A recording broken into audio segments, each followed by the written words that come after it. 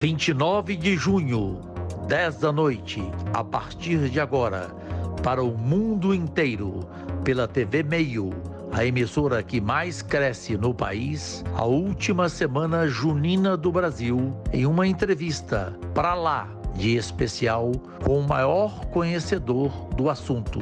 Ele até canta, senador Otto Alencar Baiano, comigo e com Leila do Vôlei. A seguir.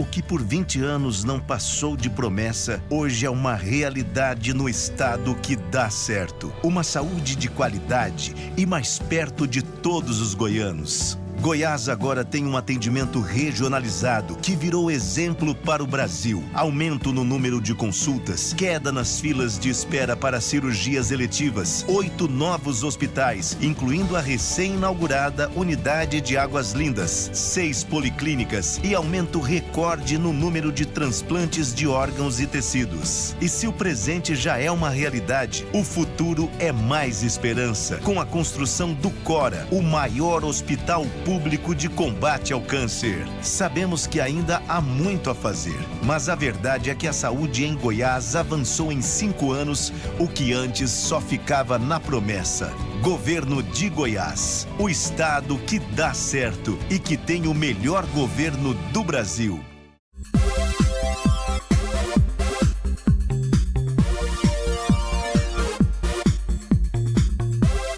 Podemos entrar aí, nas suas casas? Se vocês permitem, agradecidíssimo e de coração aberto e sincero, o desejo de Deus e saúde em suas vidas, de seus familiares, de seus amigos, neste 2024. Hoje é sábado 29 de junho, semana de festa junina em nossa pátria amada, e o Podcast Liberados, um programa de entrevistas diferente de tudo que você já viu na televisão brasileira, é mais do que especial. Imaginem o nosso convidado, a Leila do Vôlei, de medalhista mundial das quadras, a senadora da República pelo Distrito Federal e nossa próxima governadora aqui, se Deus quiser.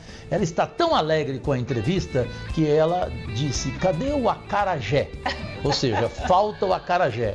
Gente, primeiro, agradecer em rede mundial o nosso programa e em todo o Brasil, cada vez mais presente nas TVs abertas e fechadas. Hoje estreia para toda Minas Gerais via SBT, TV Alterosa, também no Ceará pela TV Meio e agora no Rio de Janeiro pela TV Lagos. Portanto, completamos o país, o mundo inteiro, pelos aplicativos smarts, LG, Samsung, iOS, Android, no comando da Sul TV. TV Meio, a emissora que mais cresce no Brasil, está aqui, Leila. Você imaginava o nosso entrevistado de hoje, dessa semana em especial? Não fala. E que felicidade, né? Olha esse sorriso, pessoal. Não dá. O Otto pra gente é uma inspiração. E ele é símbolo do baiano mesmo, legítimo no nosso congresso aqui no Senado Federal. Otto, primeiro prazer, né, irmão? Prazer estar contigo mais uma entrevista aqui, mas é especial porque eu lidero Otto e eu tenho muita alegria de falar líder, porque é uma figura para nós aqui, além de muito carismática, é uma liderança forte, é um homem de muito caráter, de muita personalidade. Demais. E que lidera muito bem, né, o colegiado aqui de líderes e o partido dele, que é o PSD, né, senador Otto? Obrigada demais, prazer demais tê-lo aqui conosco. E só para completar esse início e deixar o Otto abrir, além de tudo o que a Leila colocou, é impossível você não ter uma gratidão com Otto Alencar. No meu caso, eu sofri um AVC no plenário em 19 de novembro de 2019, ao lado de quem? De Leila do Vôlei, cadeira por cadeira. Já chegando no Senado. Já chegando no Senado. Quem que me salva? Otto Alencar, médico ortopedista, junto com Nelsinho Tradi, com Marcelo Castro. A Zenaide também, os médicos, né? Correram todos os médicos. Mas o médicos. Otto estava mais próximo, né? Sim, né? sim. Então, esse é Otto Alencar, que tem tanto privilégio na vida, Leila, que o homem nasceu em Rui Barbosa, na Bahia. Pode, para o Brasil inteiro, deputado, governador, tudo. Otto, que privilégio. Cajuru, obrigado. Voto de Deus. Voto de Deus, você me chama. O privilégio é meu de estar aqui ao seu lado, ao lado da Leila, nossa senadora querida por todos nós, participar desse programa. E eu quero me colocar à sua inteira disposição. Se você pode perguntar aquilo que desejar, o acarajé que a Leila falou, ou da capoeira, ou do toque do berimbau, do toque do atabaque, ou então da chula do meu sertão, da embolada do meu sertão, do sertanejo que agora comemora nesse sábado os nossos São João, com as músicas de Zé Ramalho, Gonzagão, Elba Ramalho, Dominguinho, de Geraldo Azevedo, que nós conversávamos há pouco, ele contando na música dele como surgiu o forró. Definindo o forró. Né? Que o nome forró vem de uma expressão do inglês, os ingleses foram fazer a ferrovia no Nordeste, de noite tocava a música dele e botava no galpão, forró. Então aí surgiu o forró. Canta um pedacinho dessa do forró do Geraldo Azevedo, por favor. Um pedacinho. Não, nossa... tá vendo? Eu sabia que o Cajuru ia começar a colocar. Que é impagável, né, gente? Como surgiu o forró? Foi antes de Jesus Cristo, foi antes de Lampião, foi antes de surgir. Muito bom, não. Mas nosso amigo ali que é da música. Genro do Ivanins, que é também do forró. Eu não sei a letra toda, não. Essa é uma música que eu gosto de ouvir, mas não gravei a letra. Algumas de Gonzagão eu gravei. Que nós vamos daqui. Esperem, brasileiras e brasileiros, minhas únicas vossas excelências, por surpresas como você nunca viu. Mas o berimbau, uma música de bimba, uma música que fala sobre a capoeira, aí você pode falar, porque é uma coisa que eu tive esse choque de cultura, né? Um cara criado no interior da Bahia, numa fazenda, num sítio, montando o cavalo, tanto que eu digo sempre que eu fui nascido e criado no lombo do cavalo. Então eu sei pegar um cavalo, sei amansar, sei encilhar, sei botar para pisar, fazer tudo que você pensar num cavalo, você fazer. Mas também sei tudo da capoeira. Então esses dois choques, né? Alguém que nasce no interior, que vem com essa cultura do Nordeste, do interior do Nordeste, e chega em Salvador, vai fazer medicina no Centro Cultural da Bahia, que é o centro antigo, né? Onde fica o Terreiro de Jesus, o Pelourinho, fica aquelas igrejas antigas todas. E a minha pergunta é muito em cima disso já, a primeira, Otto. Por quê? Assim, você sabe que todos sabem que eu tenho uma prótese no quadril. Né? Você é ortopedista, especialista em prótese do quadril. A paixão pela medicina, como é que ela começou?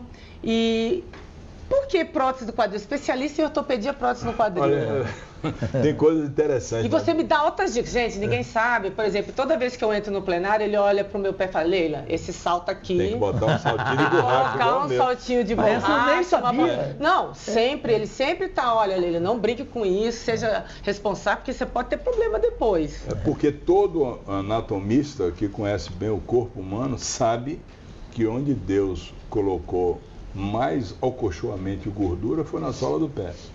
E a gordura da sola do pé, quando você vai fazer uma cirurgia, quando eu operar, eu sou especialista em bacia e quadril, eu operava tudo na minha época, eu tinha que fazer tudo, sobretudo em pronto-socorro. O cara tinha uma fratura do calcânio, eu tinha que fazer um acesso por baixo, para eu chegar até o osso, cortando a pele e a gordura, cegar um bisturi.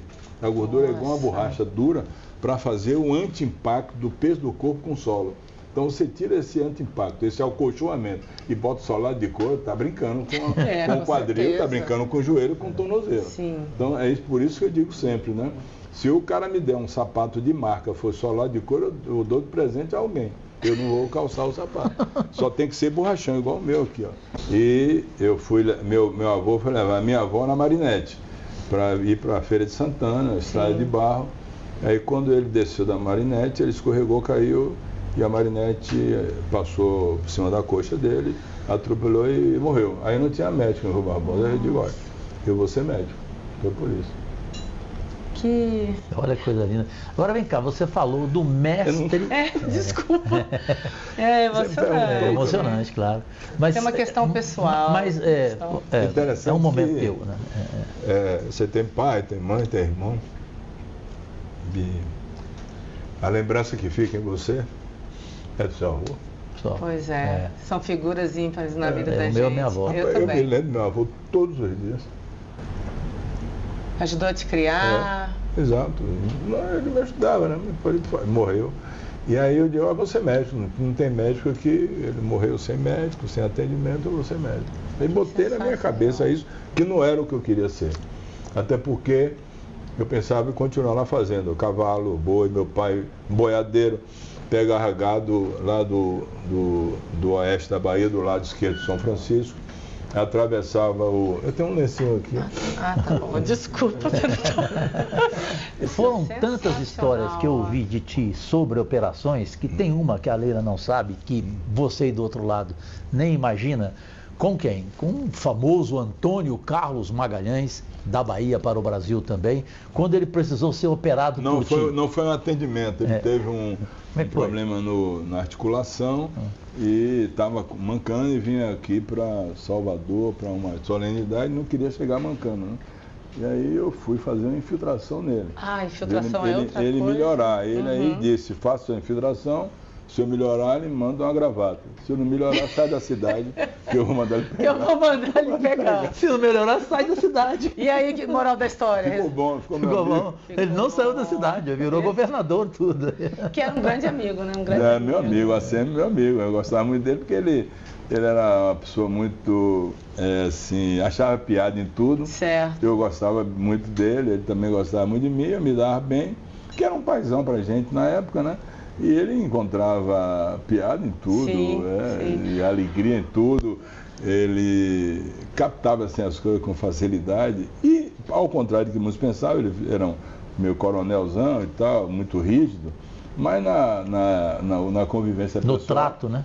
Ele era muito interessante. Entendi. E muito leal. Achava algumas coisas, algumas piadas, algumas coisas que ele fazia assim, que às vezes ninguém conseguia fazer. Por exemplo, o aniversário dele era na igreja do Rosário Nossa Senhora dos Pretos, no Pelourinho. Certo. Porque os portugueses fizeram a igreja só para os negros, os pretos fazerem as suas orações, fazer toda a parte lá no Pelourinho, ficava ali. E ele comemorava o aniversário nessa igreja, certo. Nossa Senhora do Rosário dos Pretos, no Pelourinho. E era lá que fazia, então, homilia, e tocava o toque do atabaque, ele entrava com música que tinha essa conotação da tradição cultural afro da Bahia, né? Então as pessoas entravam, as baianas iam receber, o pessoal todo, pai de santo, mãe de santo, até por causa do sincretismo religioso. E quem fazia homilia era um padre negro que era muito culto, padre Sadoc, e talvez tenha sido o orador sacro que eu ouvi falar melhor. Falava para encantar as pessoas e para agradar também. Sim. E era muito amigo de Antônio Carlos. E numa dessas, ele, falando sobre Antônio Carlos, logo depois da perda de Luiz Eduardo, ele dizia: Antônio Carlos Magalhães podia ser considerado a Belisário, general romano, que dizia: na defesa de Roma, se eu avançar, sigam-me, se recuar, matem-me. Se me matarem, vingue-me, na defesa de Roma. Antônio Carlos pela Bahia é a mesma coisa. Quando terminou a homilia, nós fomos para casa de Antônio Carlos.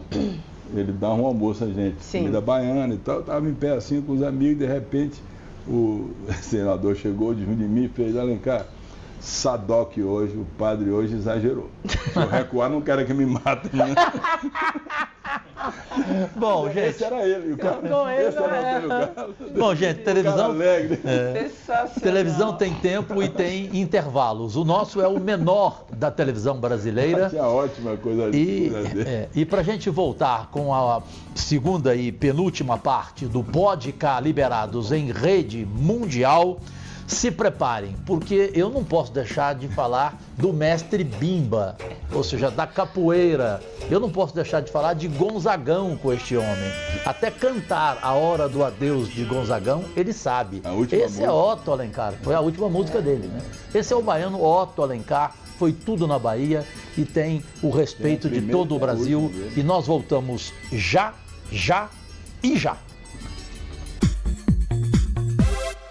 O que por 20 anos não passou de promessa, hoje é uma realidade no estado que dá certo. Uma saúde de qualidade e mais perto de todos os goianos. Goiás agora tem um atendimento regionalizado que virou exemplo para o Brasil. Aumento no número de consultas, queda nas filas de espera para cirurgias eletivas, 8 novos hospitais, incluindo a recém-inaugurada Unidade de Águas Lindas, 6 policlínicas e aumento recorde no número de transplantes de órgãos e tecidos. E se o presente já é uma realidade, o futuro é mais esperança, com a construção do Cora, o maior hospital público de combate ao câncer. Sabemos que ainda há muito a fazer, mas a verdade é que a saúde em Goiás avançou em 5 anos, o que antes só ficava na promessa. Governo de Goiás, o estado que dá certo e que tem o melhor governo do Brasil. Voltamos em rede mundial com a segunda parte do imperdível e hoje impagável Podcast Liberados, um programa de entrevistas que você ainda não tinha visto na televisão brasileira, no comando da TV Meio, a emissora que mais cresce no país. E agora com alegria, São Paulo, Grupo Tati, Minas Gerais, SBT Alterosa, Brasília, TV Brasília, Rede TV, Canal 6, Ceará, TV Meio, enfim, e em todo o mundo você pode nos ver. Otto Alencar, o baiano de Rui Barbosa, na cidade, no interior, que é uma enciclopédia indiscutível. A Leila do Vôlei no intervalo falava sobre isso. Como você não ficar uma tarde inteira conversando com este homem público, com este ser humano, pela cultura, pela capacidade, por tudo que ele representa. E ele falava do mestre Bimba, Leila do Vôlei, isso, do capoeira. E da capoeira. E vocês não sabem dessa. Eu fiquei encantado ao ouvir do Otto. Como é que a capoeira, que antes era coisa de malandro, de marginal, ela virou o decreto no governo de Getúlio Vargas, Otto Alencar? Olha, a capoeira, o capoeirista, não podia fazer nenhuma dança de capoeira, tocar tabaco, berimbau ou jogar capoeira na rua. Na Bahia era proibido, era preso, porque aí se considerava malandro, que era marginal.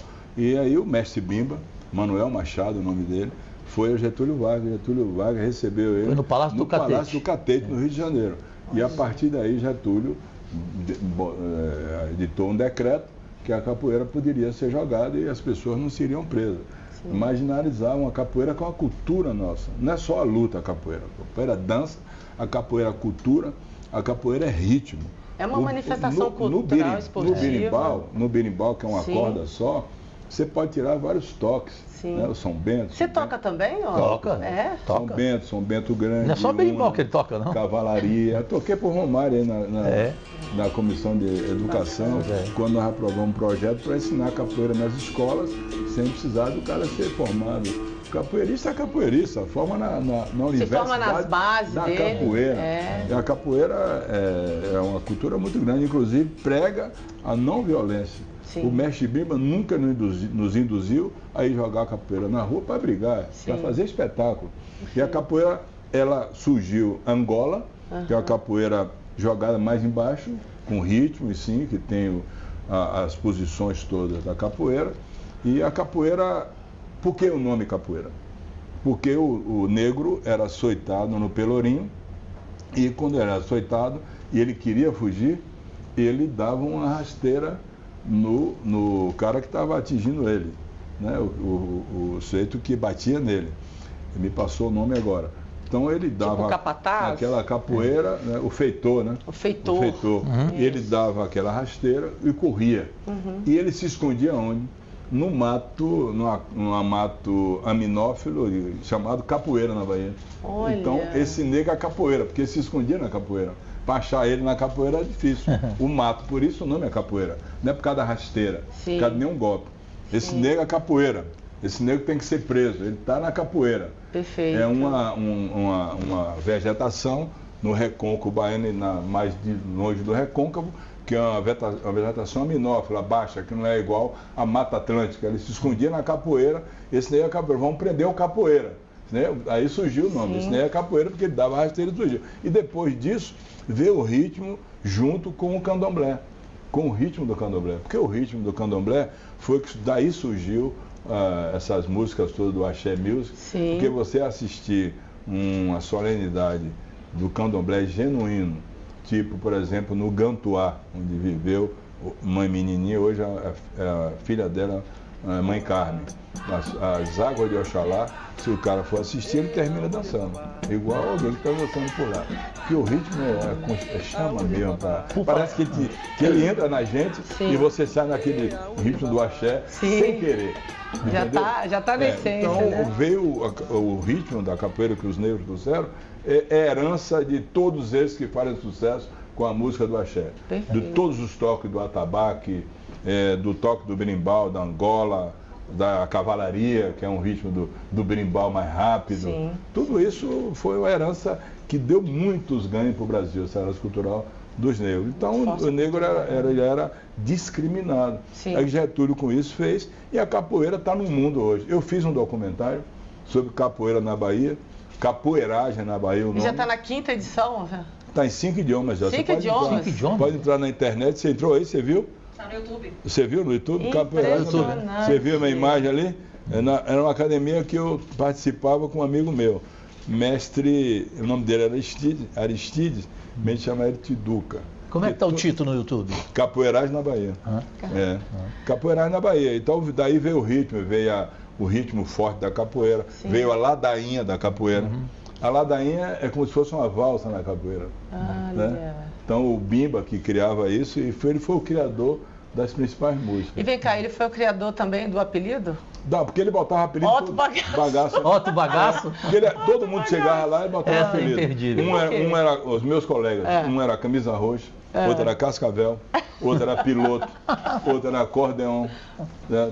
Outra era Itapuã, o outro era até vários, né? E por que Otto Bagaço? Mestre Zica. O outro era Flecha, que era o meu melhor amigo, o negão, de 1,90 m. Bagaço, eu chegava machucado e jogando pelada de descalço. Estava com a unha arrancada, anda no bagaço. Pô, vai embora, vai cuidar. Inclusive, eu entendi por que das unhas arrancadas. Porque além da capoeira, você é um apaixonado por esporte, foi lateral esquerdo, jogou futebol. Joguei futebol, era canhoto, jogava futebol. Gente, mas olha, dava para jogar no Vitória. Dava para jogar no... Olha, mas a informação que você tomava muita bola nas costas? Não. Como lateral? Não. Que isso? Não. Peraí, Cajuru. Ai, meu Deus, Cajuru. Não, eu realmente sou canhoto, né? Olha, que sensacional. E jogar de quarto zagueiro ou de lateral esquerdo. E não era um jogador, não era um craque, mas era um jogador regular. Quando eu vejo hoje os caras ir dominar a bola e pegar na canela, eu jogava melhor. É triste. Não, e ser canhoto, né? Porque eu sou canhoto, a gente sabe que é um diferencial do mundo dos destros. Diego Maradona, não precisa falar mais nada. Canhoto normalmente chuta forte na bola, né? Eu estava muito forte. A Leila, podemos fazer uma coisinha diferente, já que você falou em ritmo, eu vou te dar uma rasteira. Sabe qual? Sim. Capoeira, Mestre Bimba e você fazer Roberto Carlos. Roberto Carlos? Estou te chamando de Roberto Carlos. Uma canjinha para nós. Para Roberto Carlos? Não, sobre capoeira. Quando você põe a capoeira na música. Sim. A do Mestre Bimba. Uma ladainha, por exemplo. Tem um ritmo mais forte. Tem as músicas mais fortes da capoeira, que você canta um refrão e vai tirando os repentes, né? Como eu falei aqui, um dos repentes. Ele falou ali há pouco, um refrão, Paranauê, Paranauê, Paraná. Então eu falei aqui, aquele negócio que o Bimba, numa reunião, ele chegou lá, os caras estavam lá e tal, muita gente que não era da capoeira e tal, ele olhou assim para a plateia e fez o repente, né? E disse, nessa terra não tem homem que não seja meu amigo, os homens dormem com os homens, as mulheres dormem comigo. Quer dizer, era o refrão da capoeira. Então, tem isso, né? Olha, vocês veem tudo em frente aqui. Então, depois vinha o refrão, né? Depois o refrão. A outra, como é que era o refrão? O refrão é Paranauê, Paranauê, Paraná, Paranauê, Paranauê, Paraná. Vou-me embora, Paraná, que aqui não me dou bem, Paraná. Se eu tivesse que ir embora, Paraná, eu levar você também, Paraná. Paranauê, Paranauê, Paraná. Tua mãe quando te teve, não precisou de parteira, precisou de um alicate, uma estrovenga, uma talhadeira, Cajuru. sobrou para mim, Leila. Tá vendo por que a gente se diverte também? Leila do vôlei para o mundo. Ai. E para Bom, a política. A capoeira, antes de tudo, além de ser uma cultura, é também uma coisa da malandragem poética, Exato. da brincadeira, Sim. da risada, do mau humor. A gente fazia festa de largo com bom humor, tocando atabaque, tocando um berimbau, tomando uma cervejinha. Eu nunca gostei de cerveja. Eu sempre gostei de destilado. Todo mundo podia comprar o uísque, tomava cachaça mesmo, da pura mesmo, ou com limão, entendeu? Tomava cachaçinha. Mas também não brigava, até porque o próprio mestre Bimba não estimulava o confronto, a briga. Sim. E ele dizia algumas coisas importantes. É uma das premissas também da uma coisa capoeira, importante, né? Que ele dizia, olha, recuar também é golpe. Olha. Se você vai brigar para apanhar, é melhor recuar. Recuar também é inteligente, golpe. né? E dizia algumas frases que eram simbólicas também. Quem bate nem sempre se lembra e quem apanha nunca esquece. Entendeu? Essas Tomar coisas cuidado, da né? capoeira que eu falava assim. Otto, agora, olha só, gente, se deixar, né, Cajuru, nós vamos ficar aqui horas escutando as histórias do Otto. Quer dizer, você é um homem da roça, do campo, né, criado ali no campo, na roça. Puxando gado. Pois com o lado do seu pai, do seu avô, médico ortopedista, capoeirista, jogador de futebol e política. Como é que a política aconteceu na sua vida? Aconteceu com a reabertura democrática em 85, 86. Quem te inspirou? Quando minha família toda era política. Né? Desde o meu avô foi prefeito, eu tive um tio que foi deputado constituinte em 47, Humberto Alencar. Tive um primo, prefeito de Itaberaba, Nelson Alencar, que até foi cassado no golpe militar de 64. E aí, quando teve a reabertura democrática, o professor da Universidade Federal, da Bahia, do interior, e surgiu a eleição direta, né? A primeira eleição direta para governador foi em 86. E aí eu resolvi ser candidato a deputado. Fui candidato a deputado. Uma decisão pessoal? Foi uma decisão pessoal minha. Federal? Também estadual. Também da herança da família, porque no interior é complicado. No município é diferente de uma capital grande, tem aquela rivalidade, né? Inclusive uma coisa interessante, minha família veio do Ceará, da mesma terra, perto da terra de Luiz Gonzaga, do Exu. Olha, minha família é do Iguatu e de São Gonçalo. Pois a minha família veio do Crato, que é vizinho de Exu, onde nasceu Luiz Gonzaga, e também tinha os Alencar. Certo. Então os Alencar eram adversários do Sampaio. Quando meu avô veio para a Bahia, na seca chamada Seca do Conselheiro, seca de 1898, na virada do século XIX para o século XX, uma grande seca, veio para a Bahia, terminou em Rui Barbosa e chegou lá, o adversário terminou sendo o Sampaio também, que ela uma coincidência, não tinha nada a ver com a família. Aí ficou naquilo, meu pai foi só vereador, meu tio foi prefeito. Aí ficou aquela na minha cabeça, olha, eu vou ser deputado para ajudar a minha região. E não me atrapalhava eu operar, porque eu tinha uma clínica, um hospital de ortopedia. Você fazia as duas coisas, então? De ortopedia, eu operava e fazia, e comecei a levar investimentos para a minha cidade. E eu posso dizer a você que na minha região da Chapada, eu só tenho marca de trabalho. Você é consagrado, eu tenho um hospital, lá, né? Eu já fui lá. Eu tenho uma estrada, eu tenho uma universidade, então me esforcei para fazer isso. E tanto que meu slogan na Bahia é nada resiste ao trabalho. Nada, trabalho ninguém esquece. Trabalho ninguém esquece. Nada, você tem que mostrar para que você vê. Então, aí quando eu comecei, em 86, meu candidato era o Josafá Marinho, foi senador aqui. Conheci ele. Talvez seja, depois de Rui Barbosa, a maior cultura jurídica do Brasil. Sim. Não tem dúvida. Concordo. Depois de Rui Barbosa, a maior cultura jurídica do Brasil é Josafá Marinho. Perfeito. Só pegar os discursos que ele fazia aqui sobre a legislação que você vai ver. Ele perdeu a eleição, eu fiquei na oposição. Em 90, o Antônio Carlos saiu candidato. Eu o apoiei, ganhamos a eleição. Eu ia saindo assim da reunião de líderes, dos deputados. Ele me chamou, quer ser secretário de saúde? Eu digo, quero. Tem gente? Eu tenho. Então você vai ser o secretário de saúde. Você tem gente da onde? Desafiador. Eu digo da universidade, eu sou professor da universidade, vou trazer o pessoal de lá. Interessante que eu trouxe uns amigos meus, que era tudo de esquerda, filiado no PCB, PCdoB, e eu também tinha sempre aquela história ali do centro social. Nunca fui de esquerda, mas centro social. Uma visão social muito grande. Aí eu trouxe. Ele nomeou as pessoas todas.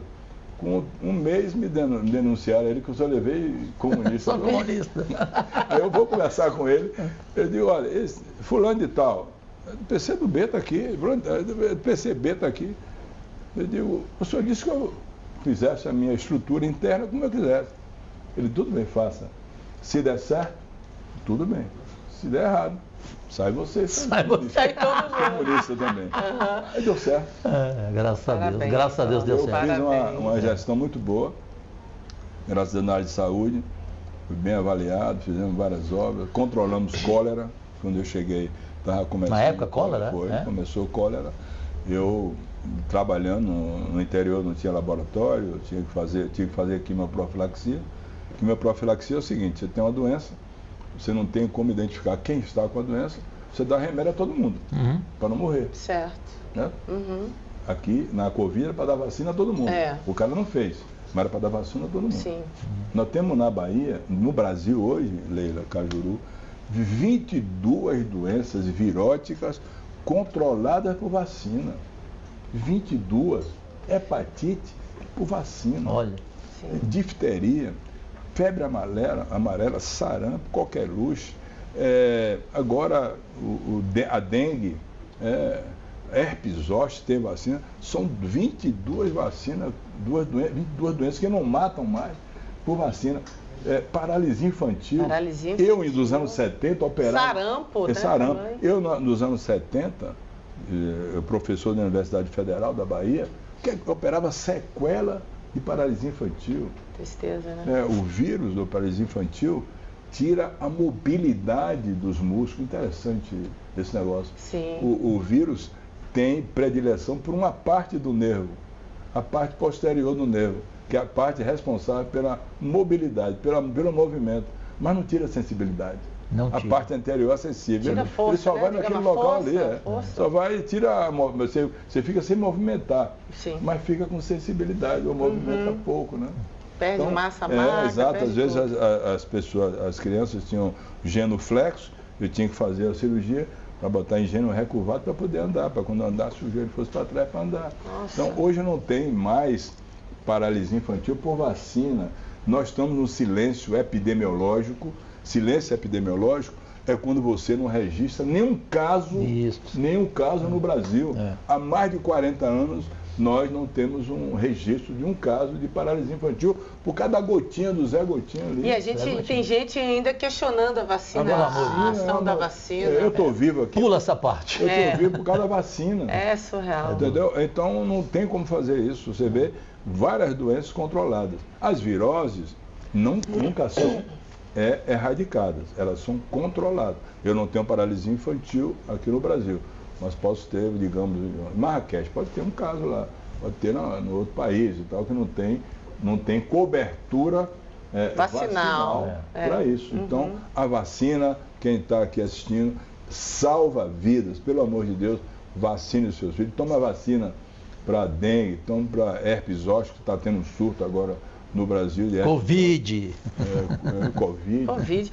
E por falar em Covid, Caju, primeiro eu vou passar para você. Aí você pode fazer, Posso? que aí eu já vou para o último intervalo e a última parte. Pode ser? Sim. Obrigada, irmão. Nós tivemos aqui a CPI da Covid. E você teve uma atuação... Deu show, né? Incrível na CPI da Covid. Eu não posso deixar aqui de lembrar da sua atuação, da sua liderança. O que assim, para você... A gente tem um legado sobre essa CPI, você acha que valeu? Assim, na sua análise, né, por toda a sua experiência, qual foi o resultado dessa CPI para o país, diante daquele cenário caótico que nós vivíamos, de negacionismo, de grandes dificuldades que você vai poder relatar aqui depois. Para você, qual foi o resultado da CPI justamente pela tua atuação? Pergunta, só um minutinho, por favor, Otto, porque tem o último intervalo, aí você responde depois, e aí a gente vai entrar em política e eu também já vou concluir com ele aquela parte que todos esperam, né? Defenda você aí do outro lado esse quadro ou não, mas eu sei que ele é aplaudido, que é definir em uma palavra. Apesar de tudo que o homem tem feito na política, esse Brasil ainda tem jeito? Voltamos com Otto Alencar, essa entrevista para ficar na história em rede mundial, já e já. O que por 20 anos não passou de promessa, hoje é uma realidade no estado que dá certo. Uma saúde de qualidade e mais perto de todos os goianos. Goiás agora tem um atendimento regionalizado que virou exemplo para o Brasil. Aumento no número de consultas, queda nas filas de espera para cirurgias eletivas, 8 novos hospitais, incluindo a recém-inaugurada Unidade de Águas Lindas, 6 policlínicas e aumento recorde no número de transplantes de órgãos e tecidos. E se o presente já é uma realidade, o futuro é mais esperança, com a construção do Cora, o maior hospital público de combate ao câncer. Sabemos que ainda há muito a fazer, mas a verdade é que a saúde em Goiás avançou em 5 anos, o que antes só ficava na promessa. Governo de Goiás, o estado que dá certo e que tem o melhor governo do Brasil.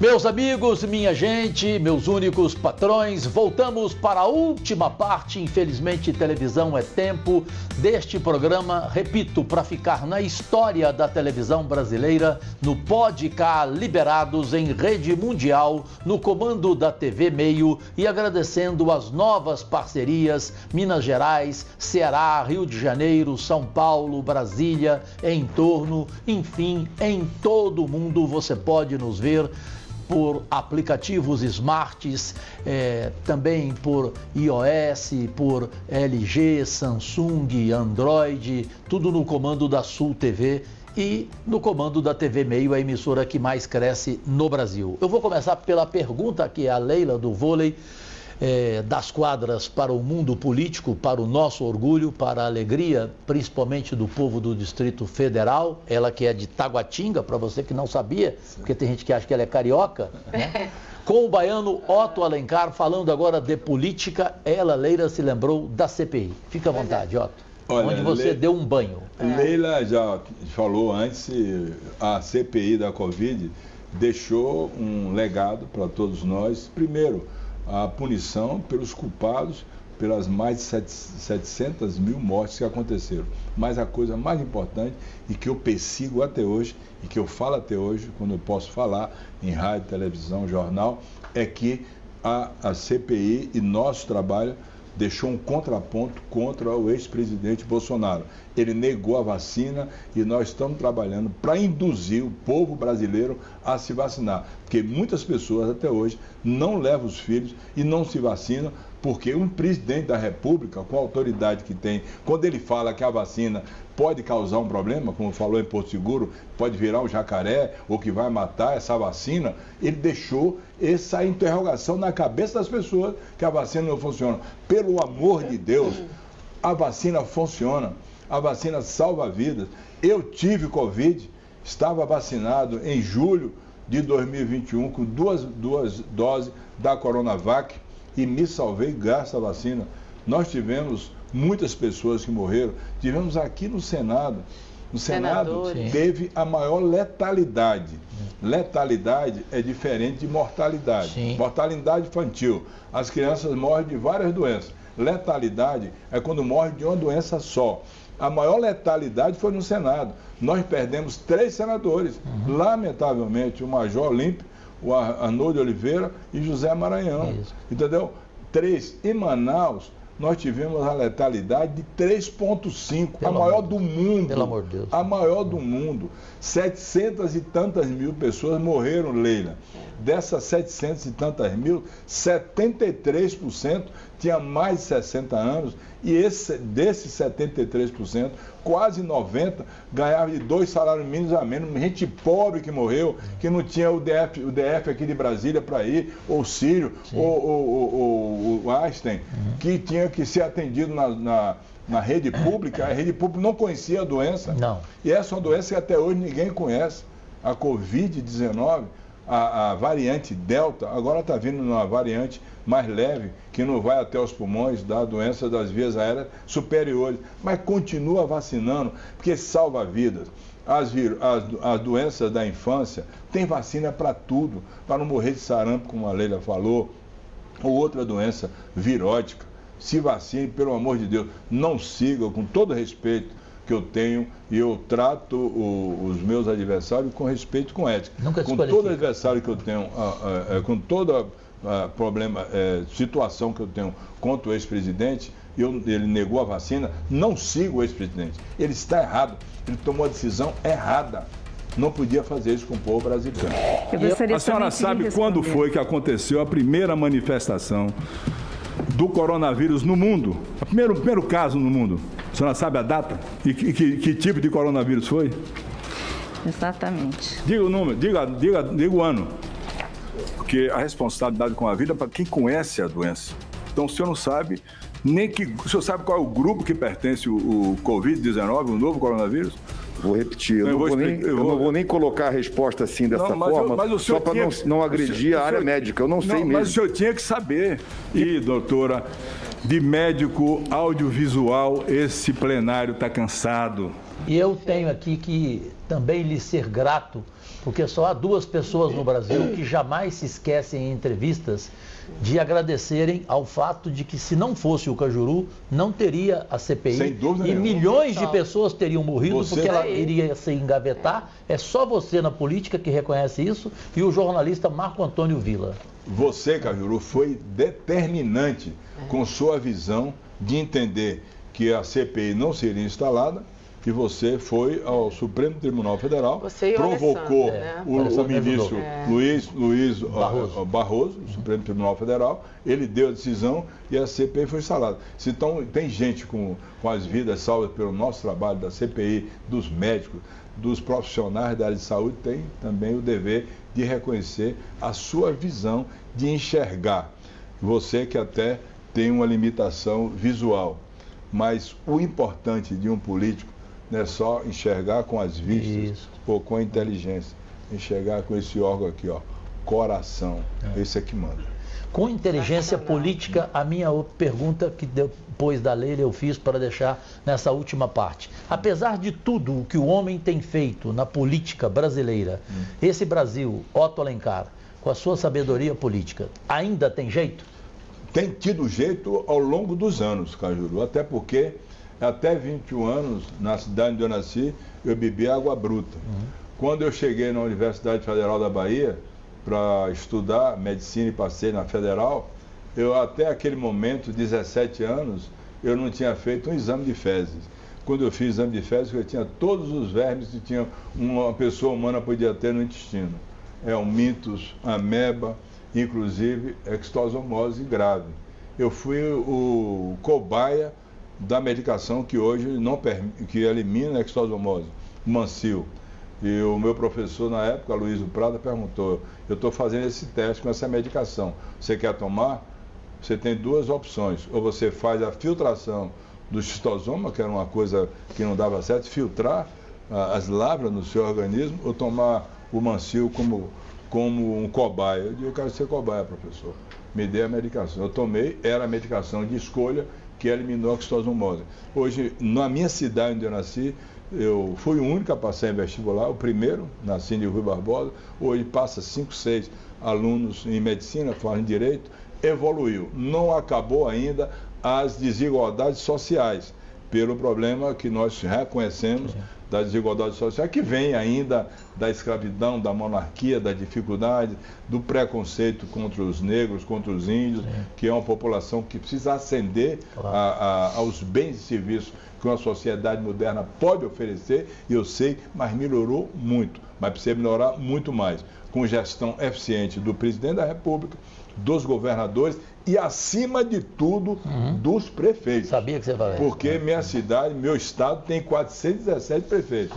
E eu conheço municípios em que a saúde pública é bem cuidada, onde falta o Bolsa Família, ele vai lá e completa. Então, depende do gestor, daquele que está sentado na cadeira, que tenha compromisso e entender que a população que ele representa tem que ter os bens civis. Eu acredito que o Brasil vai dar certo e nós vamos aos poucos resolver essa questão do fosso social. Melhorou muito, melhorou, mas falta ainda muita coisa por se fazer. Tanto aqui na capital, em Brasília, como no seu estado de Goiás, na Leila, que defende tanto o Distrito Federal, lutou muito para que no arcabouço fosse mantido os recursos para a capital, e eu votei a favor por indução dela,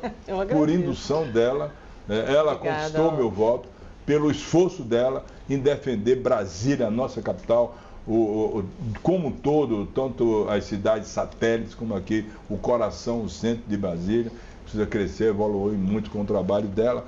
Então eu acredito, eu não sou, eu sou realista, né? Aquele realista que trabalha com essa realidade que você conhece, o perfil, sabe o diagnóstico e o tratamento é gestão pública eficiente, não permitir gasto público além da arrecadação.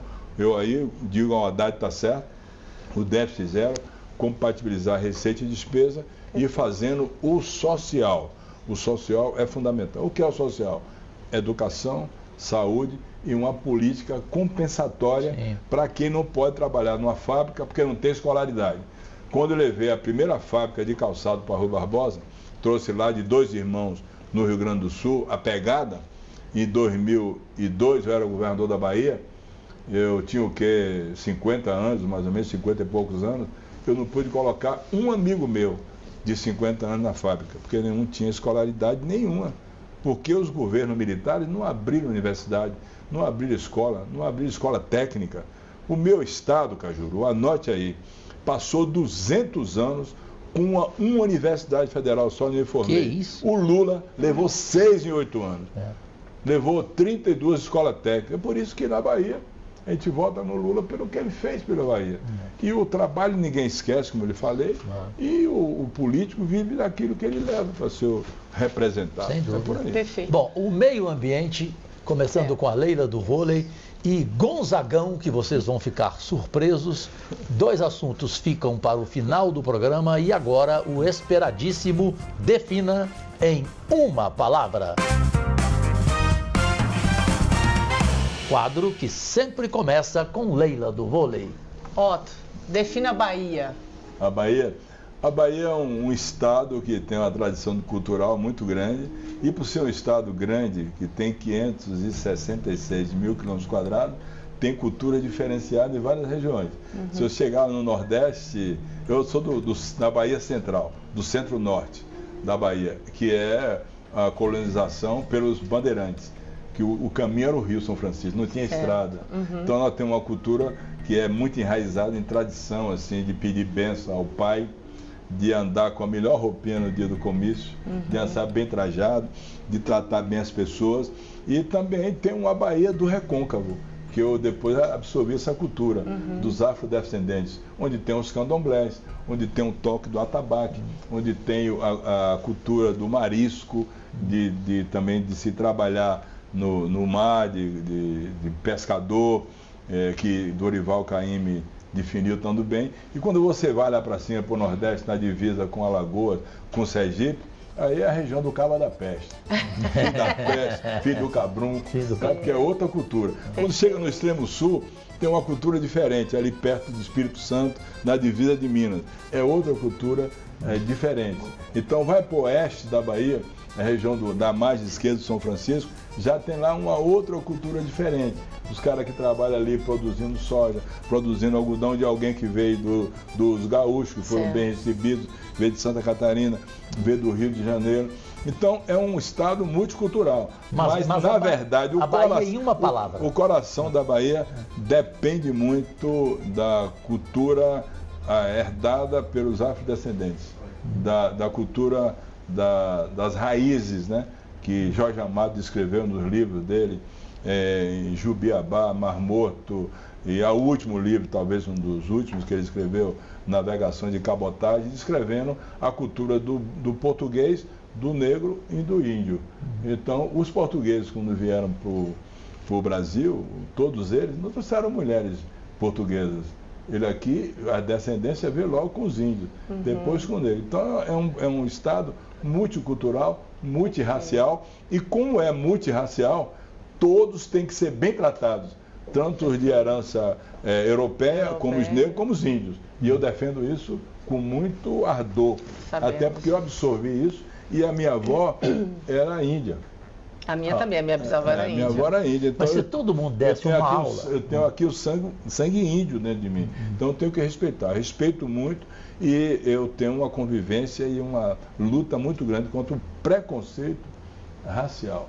Eu agora tenho um ídolo, é o Vinícius Júnior. Ah, todos nós. É meu também. Levantando a bandeira contra o racismo. Deus, eu amo esse Deus e o enviado de Deus foi Cristo, está na Bíblia isso, não fez acepção das pessoas, exclusão das pessoas. Excluir um ser humano pela cor da pele, que é amarelo, que é negro, isso é uma coisa assim que deve ser punido com muito rigor. Muito rigor. Olha, se todo homem público e se todo entrevistado aqui desse uma aula nesse quadro que se chama Define uma Palavra, eu mudaria o quadro para Defina em várias palavras. Mas normalmente não tem ninguém com a aula que você dá. Então a Bahia em uma palavra. Bahia em uma palavra, deixa eu ver, alegria. Alegria. Respeito pelas pessoas, diversidade. Em uma palavra. Em uma palavra, vou dizer aqui, o Jorge Amado, os livros de Jorge Amado. Vai lá ler os livros. Ele é diferente até nisso. Em uma palavra, Antônio Carlos Magalhães.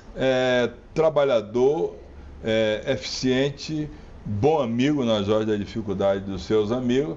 Agora, um sentimento da época de que realmente era muito firme, às vezes até muito duro nas suas decisões, nas suas palavras.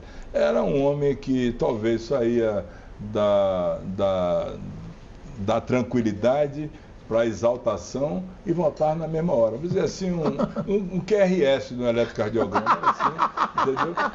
E depois um espaço QT, tá normal. Sensacional, Leila, muito bom. Em uma palavra. Olha, defina em uma palavra vacinas. Vacina fundamental para salvar a vida. A vida. A vacina é a vida. Perfeito. De vida para a família, em uma palavra, avô. Avô, um pai, alguém que lhe cria, que lhe dá o exemplo e você segue. Filhos. A filha é a coisa melhor do mundo, é a solução. Leila. Filha é a solução. Defina em uma palavra, é tão difícil, gente, porque o Otto ele deu uma aula aqui para nós. Impressionante. Defina em uma palavra o esporte. Esporte e saúde, convivência, respeito, né? Ou seja, é fundamental na vida. Perfeito, né? Para você viver. Eu hoje pela manhã, eu não faço mais esporte, eu gostaria de jogar uma pelada. Eu também. Eu também. Não dá mais. Eu operei o joelho 2 vezes. Eu operei o joelho 2 vezes. Uma por menisco e outra por ligamento. Menisco foi jogando capoeira. E o ligamento você rompeu? Foi futebol, foi. Rompeu? Eu operei. Então, eu gostaria de jogar uma pelada, mas hoje de manhã eu fiz 12 quilômetros de bicicleta. Todo dia eu faço meu exercíciozinho, boto a bicicleta fixa e fica ali balançando. Perfeito. Aí dá para andar. Claro. Aí o Tássio Ereissati, que andava comigo aqui pelo... Está nos vendo Senado, agora lá na TV Meio. Pelo Senado, aí no túnel do tempo. De vez em quando ele ficava fazendo onda comigo e dizia que você não aguenta levantar a perna. Aí eu dava uma benção nele, uma vez quase pegou. Sabe como é a benção no capoeira? Né? Que você faz assim. Tá pesada? É uma benção, é uma benção. Quase pegou nele, passou assim, ó. Imagina. Em uma palavra, Lula. Lula, o vencedor de qualquer adversidade. Em uma palavra, Jair Bolsonaro. Um presidente negacionista. Bom, Leila. E por fim, em uma palavra, o homem Otto Alencar. Isso. Você vê?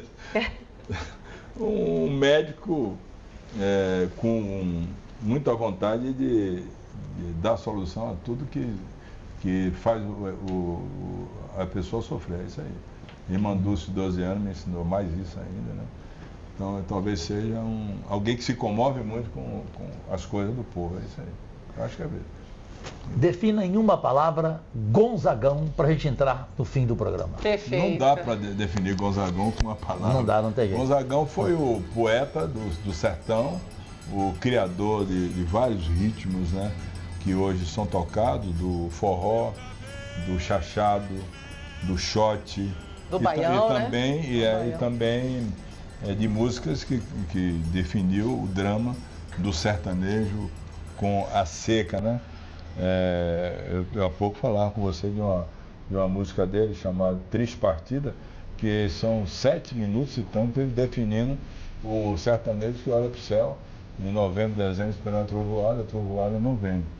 Aí ele passa, vira o ano, aí entra o mês de março, que é o mês das trovoadas de São José, também não vem. Espera o inverno não vem, e passa seca o tempo inteiro, ele sofrendo, vende a vaquinha, vende o cavalo para comer e por aí vai. A Triste Partida define perfeitamente. 7 minutos a música? É 7 minutos. Ela é como se fosse... Ela definiu a seca, né? Uma atuada sobre o sofrimento do sertanejo, olhando para o céu, esperando a chuva. Minha região é assim, onde eu nasci assim, faz parte do semiárido da Bahia. Eu passei por isso com meu pai, eu dava água a gado, eu com 15 anos, 14, 13 anos, 12 anos, limpando cacimba e a vaca berrando com a cabeça embaixo de minhas pernas, berrando, tanto que tem uma música que diz que boi com sede bebe lama, que é até um forró, boi com sede bebe lama, empurrando, morrendo de sede, a gente trabalhando ali no sertão, e ele definiu isso. E foi um grande poeta da música popular brasileira, e ele foi o embaixador do sertão, né? Sem dúvida.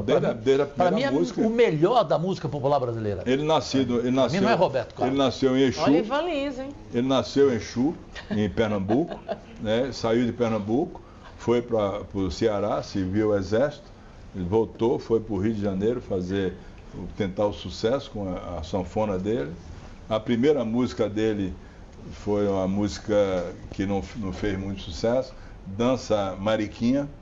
E depois disso veio Asa Branca, veio Cintura Fina, aí veio Triste Partida, veio uma série de músicas que ele fez. Não, mas aí tem uma porque o programa estourou. E fez a música, a última dele, que é Hora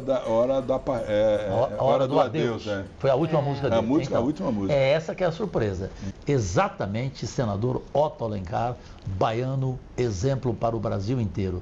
A Hora do Adeus, a última música do Gonzagão, nesse 29 de junho, nessa semana de festa junina, Leila do Vôlei. Na interpretação de Otto Alencar, de babá. É isso? É de babá. Essa é a última canja que nós queremos.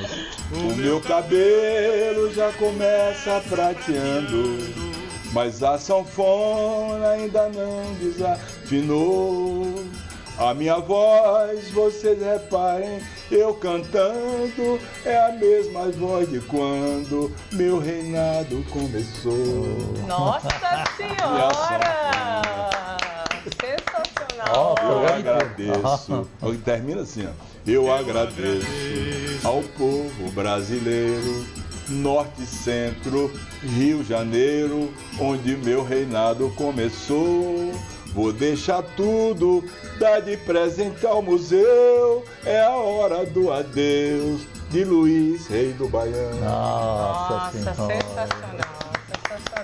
Que fim de programa, e que programa, hein? Que fim de programa e que programa Podcast liberados para o mundo inteiro no comando da TV Veio, a emissora que mais cresce no país. Não, você arrebentou. Otto Alencar, obrigado por você existir, baiano. Graças a Deus. Muito obrigado, meu amigo ali. O genro de Ivan Lins. O Cássio. Eu adoro Ivan Lins. Maravilhoso.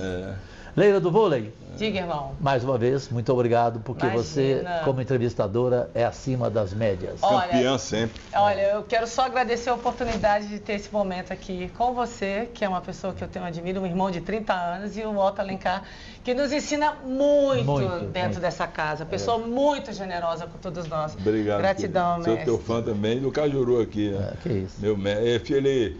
ele me chama de Otto de Deus. Otto de Deus. Exagerando muito. A Folha de São Paulo publicou isso. Exagerando muito, né? Mas é verdade que é isso.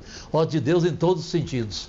Bem, Deus e saúde, pátria amada, agradecidíssimo. E na próxima quarta-feira tem reprise às 11h45 da noite deste programa mais do que especial para o mundo inteiro. Vamos lá. Valeu, Cajuru. Valeu, Leila. Beleza. Valeu.